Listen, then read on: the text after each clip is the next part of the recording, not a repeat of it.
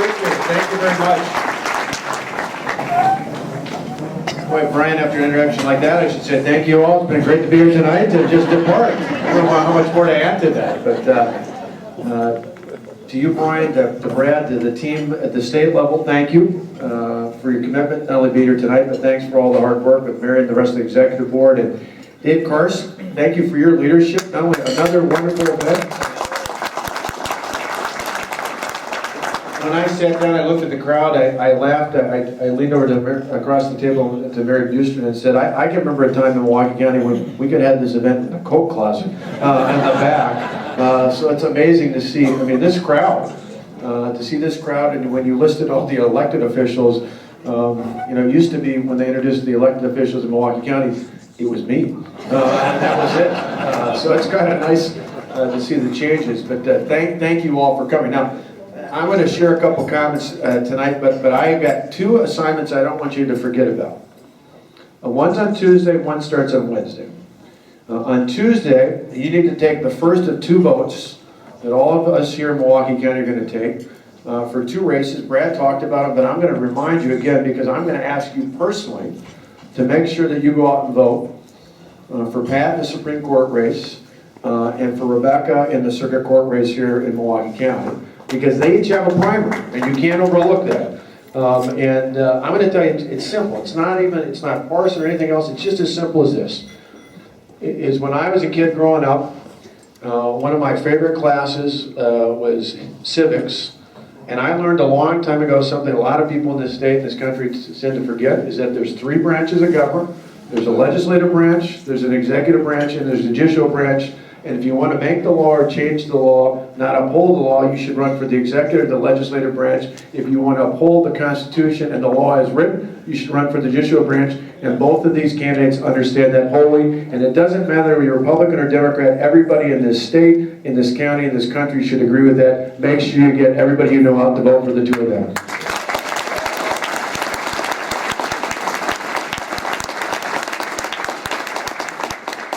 Secondly, my other assignment, if I don't remember to bring it up, it starts on Wednesday, on the 20th.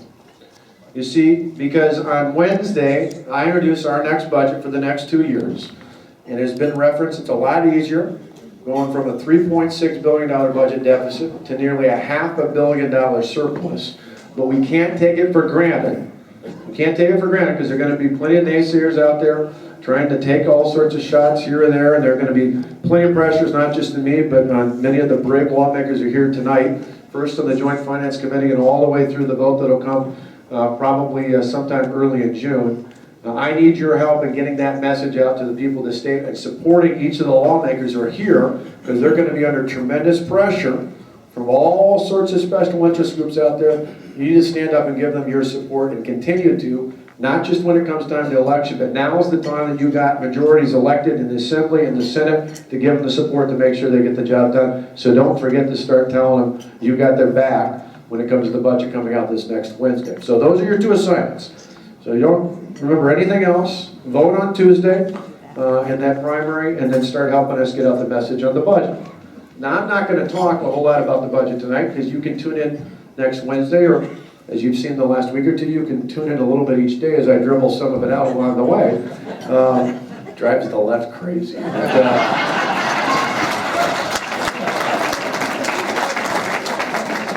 absolutely crazy. There's a little bit of joy in doing that way. But tonight, I want to talk about something bigger than that.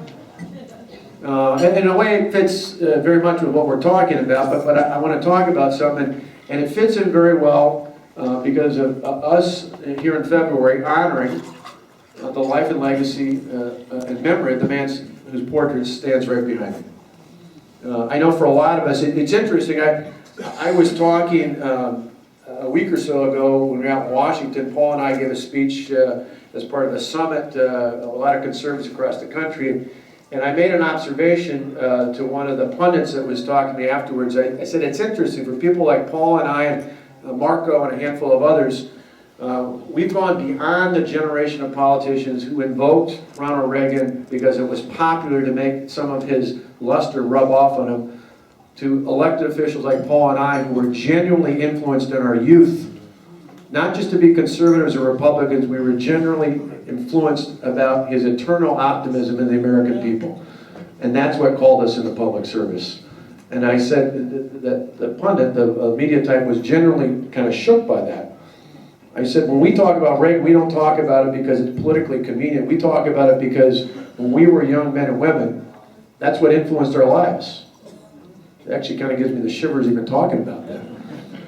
I mean, so much so, Tonette's not here with me tonight. She's down in my old hometown in Delavan tonight in Walworth County. She does a fabulous job going around the state. Matthew's, I think, working tonight. Probably know he's not down here tonight. He's down in the Marquette campus where he's a student there. My other son is over at Wawatos East tonight. But first of all, if I should say on behalf of our family, not only thanks for your helps with our campaign, but more importantly, thanks for all the prayers the last 2 years, because I can't tell you what that means to Tonette and I and the boys. So thank you for that. But Tonette and I, a week and a half ago, celebrated our 20th wedding anniversary.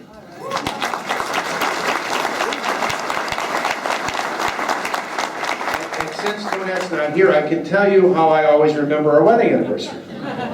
It's February 6th. I remember because it's President Reagan's birthday. And if she were here standing next to you, I'd tell you I remember President Reagan's birthday because it's our wedding anniversary, right? But again, another thing I'm going to tell you that's already, as I anticipate saying this, is going to give me a little bit of a shiver.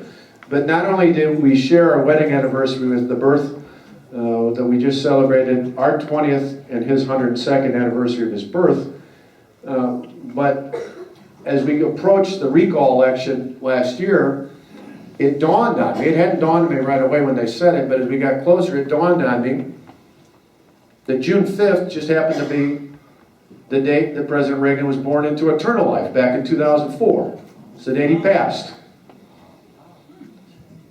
And I mentioned that to Mrs. Reagan when I had the unbelievable honor on November 16th of last year of speaking at the Reagan Library per a letter from her request the week after the recall election.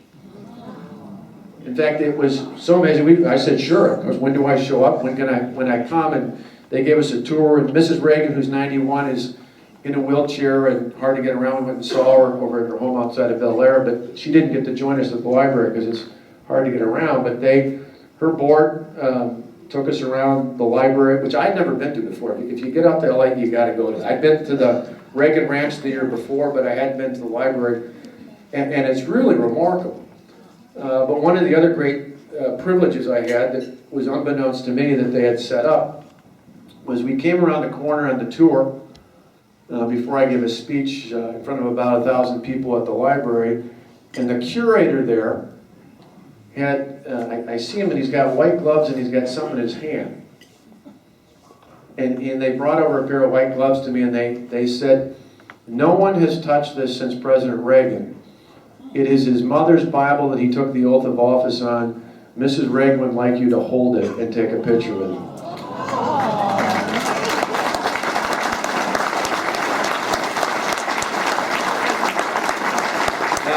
Now for us that was pretty moving, but I tell you that again because when we think about Lincoln, when we think about Reagan, it's not, maybe for kids today, they think of someone old and in the past, but it influenced, and I could tell when I mentioned it, not just people like Paul and I, but I think a lot of people, I heard audibly in your response in this room.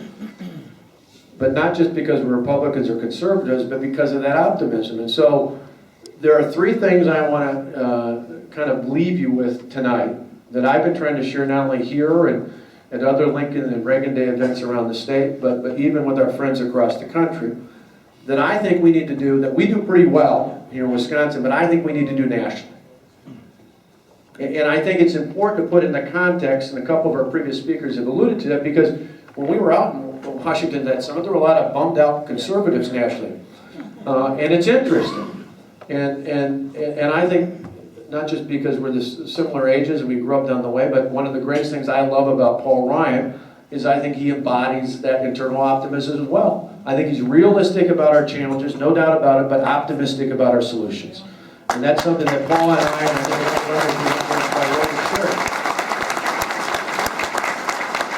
and so, understandably, while a lot of people were frustrated with the outcome of the presidential election and certainly the U.S. Senate race here in the state of Wisconsin and other states across the country, I tell people we shouldn't be pessimistic.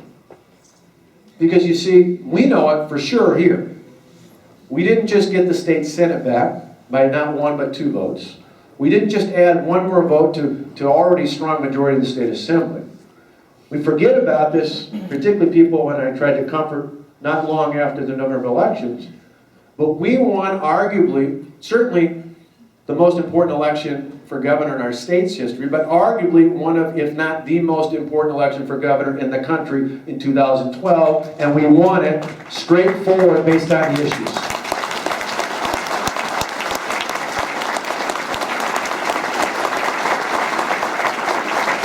In fact, not only here in Wisconsin, but across the country, one of the other things I give comfort to those who are dismayed about where things are at in the White House and the Senate, in particular in Washington, is remember not just what we've done in Wisconsin, but if you look today, for the first time in more than a dozen years, there are 30 states in America, 30 states that are led by Republican governors.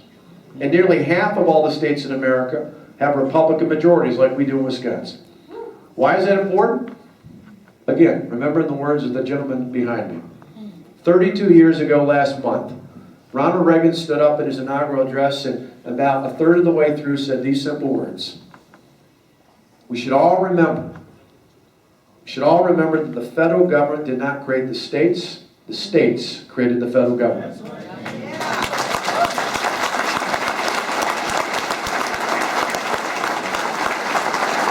The reason I tell you that tonight is as important it is to elect good men and women of character who understand what's at stake in our nation's capital and our federal government. The great news for us, optimistically going forward, is that real reform happens in the states.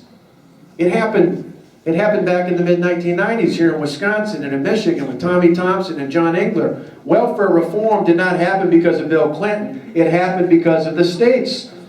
And even a generation before that, real tax reform started in California when Ronald Reagan was then governor of that state. And it's going to happen again. And it started in places like Wisconsin with budgetary and fiscal reform, and it's going to happen with more education reform and other ways that we're going to move forward because it happens in the state. And then we drag many of our leaders dragging, kicking, and screaming at our nation's capital. With due respect to a few who've gotten out in front of it and understand that the states are out there. But that's where it happens. So I think we need to be realistic about our challenges, but optimistic about our solutions and optimistic about the future. And so one of the things I want to embark upon us tonight to share with other Republicans and conservatives and like-minded individuals here in Milwaukee County, across the state and across this great country, is the fact that we should begin by being optimistic.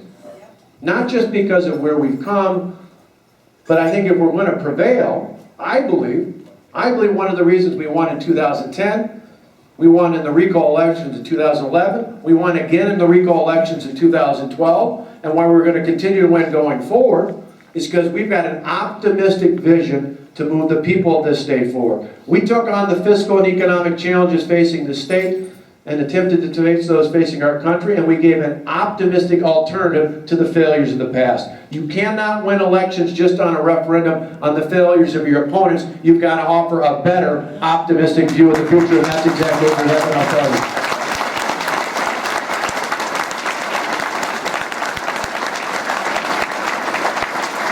So be optimistic. But along with that, we've got to be relevant. That's my second word to remember. Be relevant. You say, what does that mean? Well, I said all too often in politics, whether it's at the local level, the state level, the federal level, whether we're elected officials or talking about it, we get caught up. We get talk radio and other outlets are great, the internet's wonderful, but sometimes we talk in our own circles. We talk in acronyms, and we talk about things that we each understand, and maybe in this room we'd all understand, but we don't talk about it in ways that are relevant to where people are in their lives. I think one of the most compelling things that helped in my recall election last year was when we were able to make the point that what our fight was simply about was defining who was in charge. Was it the big government special interest, or was it the hardworking taxpayers? Because once we made that case, the hardworking taxpayers of this state, not just Republicans, not just independents, but a whole lot of discerning Democrats stood up and said, you know what? It's about time somebody stood up and was on my side. I'm going to stand with anybody who stands with me. It's exactly like, Roseanne, we were talking about those signs. You started right here in Milwaukee County that said, stand with Walker. I said, I love those signs. We adopted it for our own campaign because we said the powerful symbolism in that message is that people were willing to stand with us because they knew no matter what was thrown at us, we would continue to stand with the hard-working taxpayers of this state. It's why we won, and Alberta won, and everybody else who was involved in our 3+1 won, because people knew who was standing with them.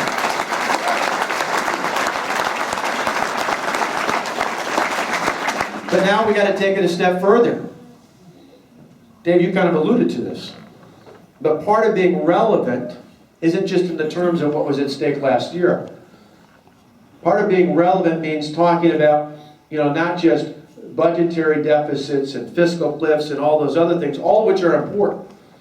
But talking about things the way I run into people. Today I was in Milwaukee and Green Bay and Pewaukee and Baraboo and Madison before coming here. And hopefully at some point tonight, still seeing my youngest son Alex before he knows that he heads out to God knows where along the way. But talking to people today and in the days leading up to today, what I find is when I meet people, and I was at a factory in Seneca, in Baraboo, where they make cans and they're expanding their operations to take on business out on the West Coast that they'll be doing here in the state of Wisconsin. But when I talk to the factory workers there, they don't talk to me in acronyms. They talk to me about, what are you going to do to help my kids' school perform a little bit better? What are you going to do to help my brother-in-law or my sister or someone down the block from me who's out of work or looking for a job? What are you going to do to get things in order so my kids and grandkids can inherit the kind of state, the kind of country that I was proud to grow up in? Those are the things people talk to us about. They're a lot smarter than most pundits give them credit for, but they don't pay attention to every single issue, but they know what's important. They know what's important in their families, in their households, in their lives, in their communities. And so we've got to speak in a way that's relevant. And I would add, not just relevant, but relevance doesn't mean just talking in terms that relate to where people are at. Relevant means going to places where maybe as Republicans we haven't gone before. Because we've got a message that wins. After the election, there were a lot of pundits that said, well, young people coming out of college, that's kind of a challenge for Republicans nationally. Or working families might be a challenge, or people who just came to this country from another country might be a challenge. I say that's baloney. That's baloney. You see, we got a message, we just got to continue to do a better job of carrying that message. I mentioned this the other day when we talked about entitlement reform, and I defined it in real simple terms. I said there are some people who measure success by how many people are dependent on the government, whether it's on unemployment or food stamps or Medicaid. They want to know what my definition of success is. I said it's exactly the opposite. Not because we kicked those people out to the street, but because we need to offer a better alternative, an alternative that empowers people to determine their own lives, to have self-determination, and to determine where their future is going to be with a job in the private sector that empowers them to control their own destiny. That leads to more freedom and more prosperity for all of the people, no matter where they come with, no matter what their background, no matter where their parents' heritage is at. That's a message that can win with every group that we're supposedly challenged with if we're not afraid to share it at every time, in every place, in every location.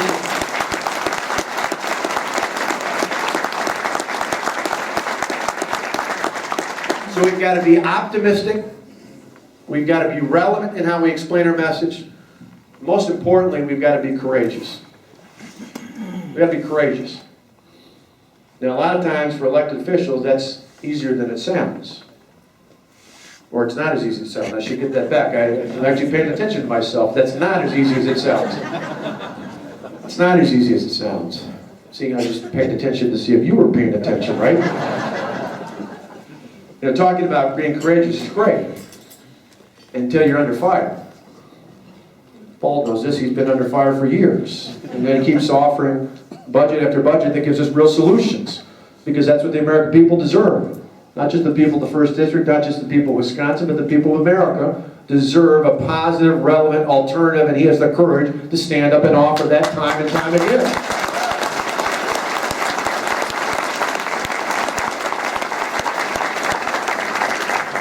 You see, that's what we need to do. And we need to do it in a way, by being optimistic, by being relevant, by being courageous, that doesn't accept the false choices that the media pundits in Washington and Madison give to us. I mentioned just the other day, when we announced what we were going to do with Medicaid, I said, well, I don't buy into this false choice. The false choice was you either had to accept the Medicaid dollars and all the strings that come attached to it, and the likelihood that not too far into the future you'd be paying hundreds of millions of dollars more than the money you even have available today, or you just could go the route that some other governors did and say, we're not going to take the money because of that fear, but we're going to have all sorts of people who are going to be uninsured, and that's going to be a negative thing. And I said, that's a false choice. That's a false choice. I'm not going to accept that choice. And so we put on the table a plan that says, once our plan's in place, we're going to reduce the number of uninsured people in this state by 224,580 from where we stand today. But at the same time, we're going to reduce the number of childless adults who are on Medicaid by more than 5,000. How? Because we're going to move them into the private sector, into the private market, in a way that isn't just about changing dollars and who pays for things, but ultimately is about empowering people to control their own lives and their own destinies, which gives them the most important thing we can do, and that is their independence instead of their dependence.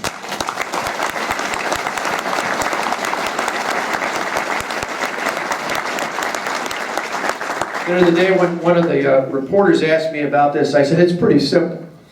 It should be something we value in this state, in this country, because last time I checked, we don't throw any holidays on April 15th. We do on July 4th. And the difference is we don't celebrate our dependence on the government. We celebrate our independence from the tyranny of the government. We should never forget that.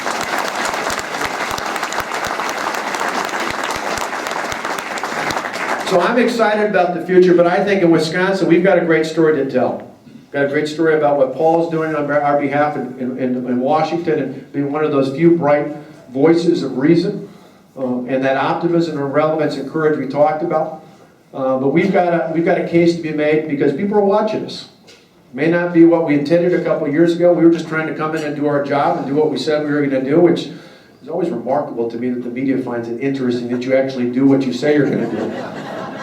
Politics has got to be about the only profession where courageous is just doing that. Everywhere else in life it's expected. But when it comes down to it, people are watching us in Wisconsin. And that's why we need your help to continue to reinforce the good work that we're trying to do and the legislature's trying to do and that we're trying to do going forward, because others are watching us. Other states, other governors, other jurisdictions are watching what we're going to do.